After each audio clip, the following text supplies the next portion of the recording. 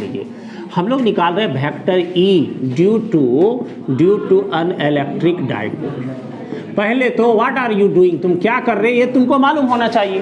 We are calculating vector E due to an electric dipole. अब electric dipole के कारण हम लोग इलेक्ट्रिक फील्ड ज्ञात कर रहे हैं, तो हम लोगों के पास तीन कंडीशन है। पहला कंडीशन में हम लोग देख रहे हैं ए, ध्यान से देखिए, कोई बोलिए नहीं, बोलो नहीं कोई, ध्यान से एकदम देखो पहले क्या हम कर रहे हैं, पहले उसको ध्यान से देखो। अब इंड ऑन पोजीशन हम लोग को पहला हो गया, देखो ये नाम याद रखना कंडीशन का बहुत जरूरी है। अब उसके बाद इंड ऑन पोजीशन के बाद दूसरा हम लोग को बी में है ब्रॉड साइड ऑन पोजीशन,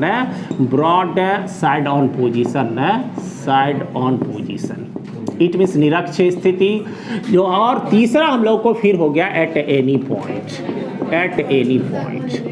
ठीक है, अब ध्यान दो, पहले एकदम ध्यान से सुनिए सब कोई।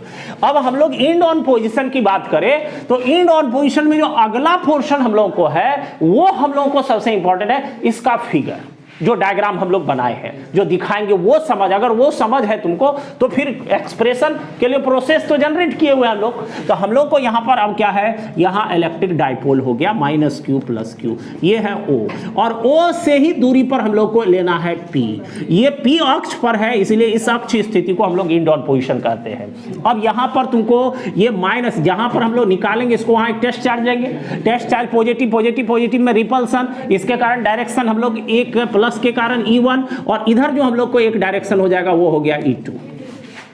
यह माइनस है ना तो इसके लिए अट्रैक्शन, ठीक है। अब इससे हम लोग को रिजल्ट ज्ञात करने में बिल्कुल आसानी होगी, इट मींस E का मान।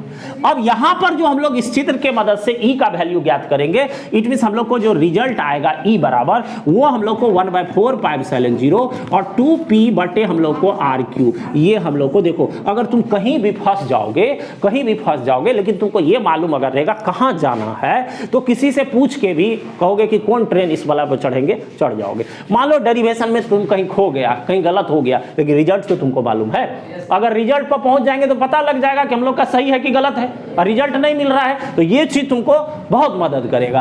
अब अगला ब्रॉड साइड ऑन पोजीशन में यहां पर तुमको मालूम होना चाहिए कि this is -q, this is +q। ये हम लोग को O और लंब समद्विभाजक रेखा पर हम लोग को है P, और ये दूरी R है, और हम लोग को यहां से इसको मिलाना, यहां से इसको मिलाना। अब देखो यहां हम लोग एक टेस्ट चार्ज लेते हैं Q0, तो यहां प्लस है तो एक बार +q के कारण तो डायरेक्शन इधर, इसको हम लोग E1, एक बार इसके कारण तो इट मींस ये अट्रैक्शन होगा तो E2। अब दोनों का रिजल्टेंट हम लोग को यहां से गुजर रहा है, इट मींस ये हम लोग को वेक्टर E।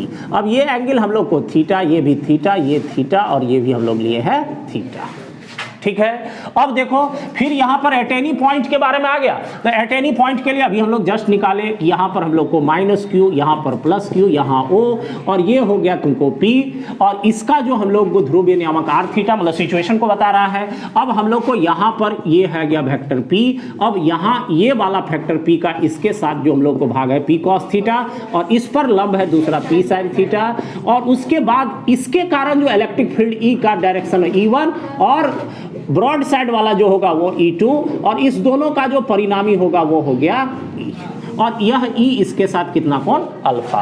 अब देखो इसका रिजल्ट हम लोगों के पास E बराबर आ गया, मतलब जो हम लोग को इलेक्ट्रिक फील्ड P पर ज्ञात होगा EP, इसको हम लोग कह दे, यह हम लोग को 1/4πε0 और P बटे R3 ये हो गया, और इसके कारण जो हम लोग को मान आया है वो EP बराबर आ गया फिर 1/4πε0 और P बटे R3 और रूट अंदर 3 cos² थीटा प्लस हो गया 1, ठीक है।